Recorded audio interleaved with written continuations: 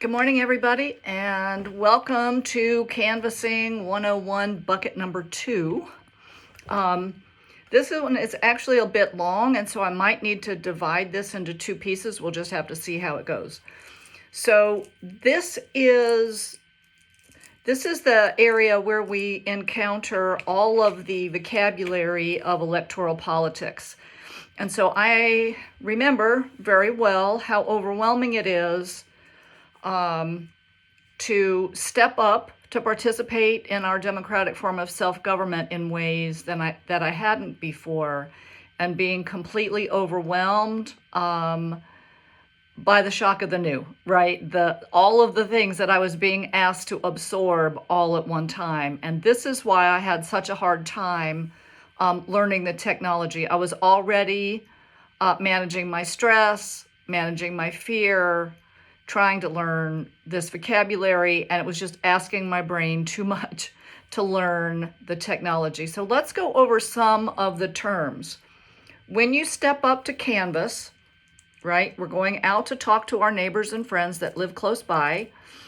We have to have a list. And so the place where we get our voter information is called America Votes. It's called America Votes. This isn't private information. This is a nationwide database of voter activity across our country. Everybody uses it.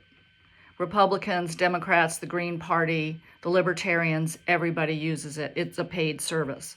So it comes to us via a purchase, right? Either by a candidate's campaign, or by the state party, and then through your local county party.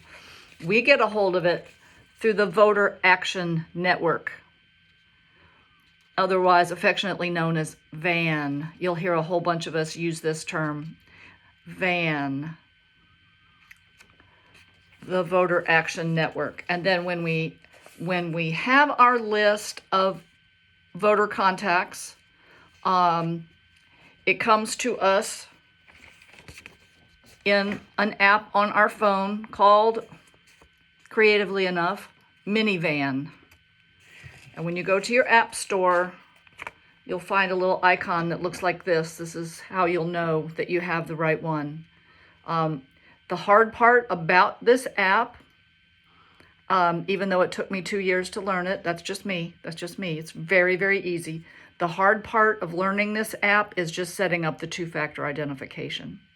So don't stress over that. Just go ahead and get it on your phone and have it up and ready to go for when you get ready to go to canvass. Your organizers will help you with your list numbers and all of that sort of thing. The second thing I want to talk to you about is a lot of the organizers are still using historical terms to refer to groups of voters, and they call them targets. I don't like that term. I'm trying to teach myself not to use that term because we are a country awash in firearms and weapons of war, and we are suffering and having to live with an absolute epidemic of gun violence. So I try really hard not to use that term target. I try to use the word contact. That just simply means, who are we going out to talk to today? So let's go over that. Who are we going out to talk to? Typically, new canvassers, experienced canvassers. We are not being asked to go after persuasion contacts. That means that we want to go try to change somebody's mind. I've been doing this for almost a decade now, and I have not trained on the specific methodology for handling deep canvassing with persuasion targets. This is not what you're being asked to do.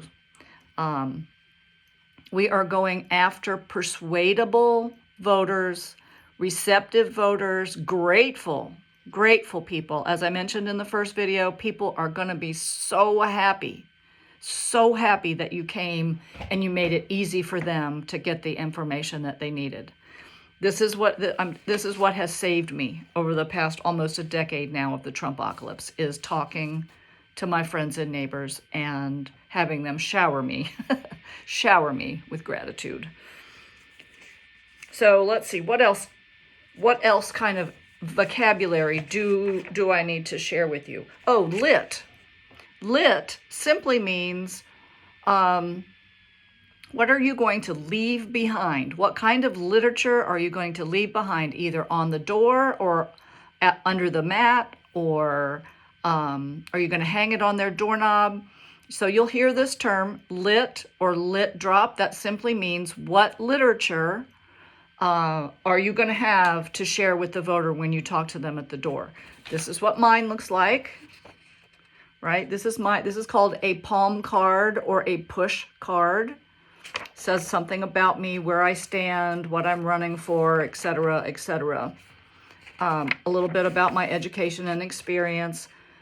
Somewhere on here, something about my website, right? So this is called a palm card or a push card, and you'll hear this term a lot as well. If your voter is not at home, it's really important, because our goal, right, is to make meaningful connections with our folks. It's really important that you hand address this. So I carry a black Sharpie with me, and if I'm going to speak to Kathy at the door and Kathy is not at home, I'll write right across here, I'll say, "Hi, Kathy, sorry I missed you," and I'll sign my name. And what this does is it turns this piece of paper from a piece of garbage that somebody has thrown on your porch into a personal message, right? Oh my goodness, look at that. Somebody came by to talk to me. Look at that. I wonder what this is. Maybe I'll take 1 second now and look at this and see what's going on. So remember, our goal is to have meaningful interactions with people, not to drown them in information, but to engage them in a way that will leave them with a positive, emotional tone, so that when they close the door and turn to go back down their hallway, back to whatever it was they were doing that you have just interrupted, they're going to take a look. Oh gosh, those ladies were so nice. It's 95 degrees in the shade. I can't believe they came all the way over here to tell me about this candidate. I wonder who this woman is. I'm going to put this on my fridge. And sometime later, when I'm done making dinner, or I'm done whatever it is I was doing, I was working, I was taking care of the kids, I was making vacation plans, whatever it was I was doing, I'm gonna stick this on the fridge and I'm gonna look at it later. Those ladies were so nice. So that's our goal.